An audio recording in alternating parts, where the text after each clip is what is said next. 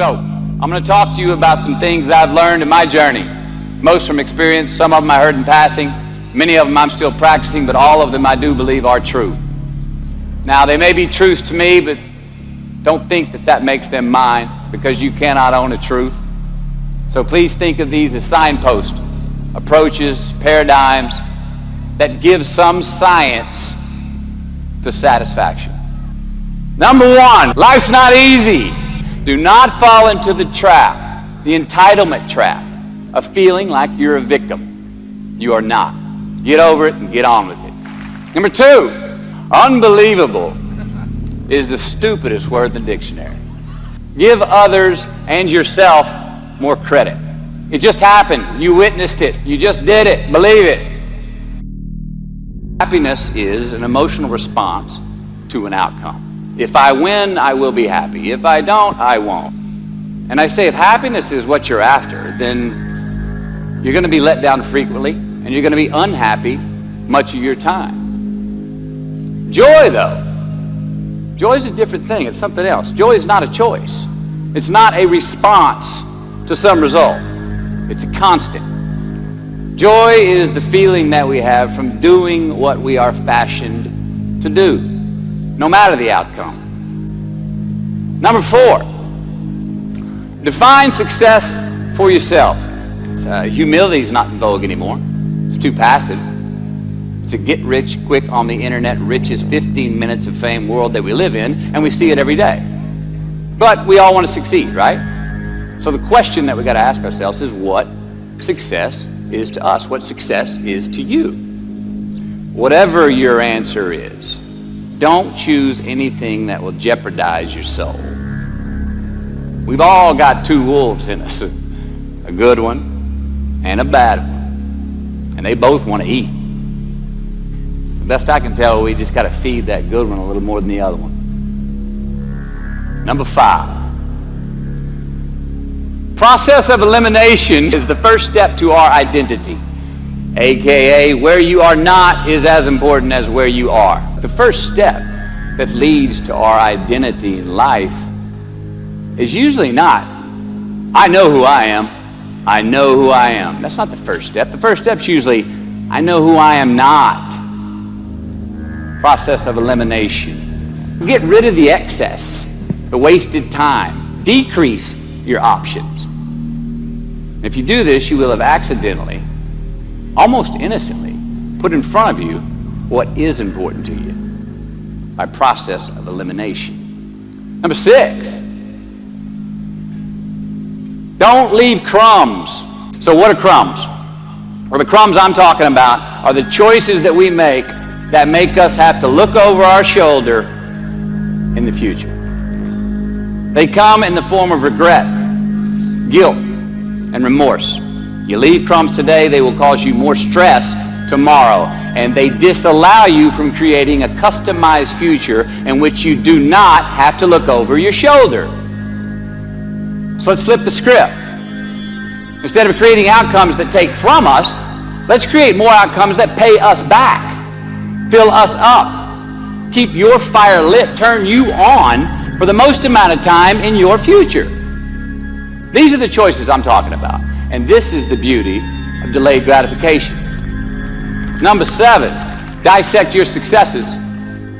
We so often focus on failure, don't we?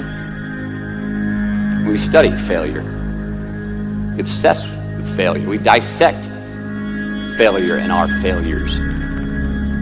I find that most of the times our obsession with what is wrong just ends up breeding more wrong, more failure. Now, the easiest way to dissect success is through gratitude. Giving thanks for that which we do have, for what is working. Appreciating the simple things we sometimes take for granted. Now, I'm not saying be in denial of your failures. No, we can learn from them too, but only if we look at them constructively, as a means to reveal what we are good at, what we can get better at, what we do succeed at. Number 8,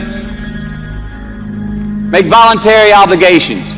I'm talking about the you versus you obligations. We have to have them.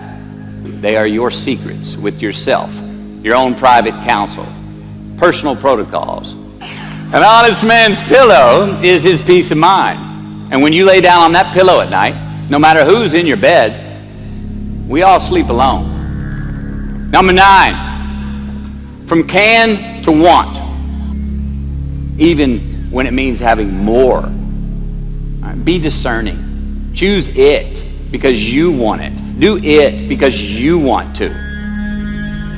Number 10, a roof is a man-made thing. And it's because we have created a fictitious ceiling, a roof, to our expectations of ourselves.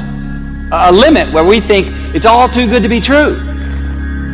But it's not. We do our best when our destinations are beyond the measurement, when our reach continually exceeds our grasp, and when we have immortal finish lines. And when we do this, the race is never over. The journey has no port. The adventure never ends because we are always on the way. Number 11, turn the page. Guilt and regret kills many a man before their time. So turn the page, get off the ride. You are the author of the book of your life. Turn that page. Number 12, give your obstacles credit. I think fear is a good thing. Now, why? Because it increases our need to overcome that fear. Say the fear out loud. Admit it. Give them the credit they deserve. Don't get all macho and act like they're no big deal. And don't get paralyzed by denying that they exist and therefore abandoning your need to overcome them. So be brave. Have courage. And when you do, you get stronger. You get more aware. You get more respectful of yourself and that which you fear. Number 13. So how do we know when we cross the truth? 13. Someone was asking, why did I pick 13? That's an unlucky number. I awoke on this 13th morning to a rising sun, surprisingly fresh and energized. My gut was still a bit peaked from last night's purge, but I curiously felt pretty good. I felt alive. I felt clean. I felt free and light. And somewhere in my captivation, I heard this little voice inside my head say these words: all I want is what I can see. And all I can see is what's in front of me.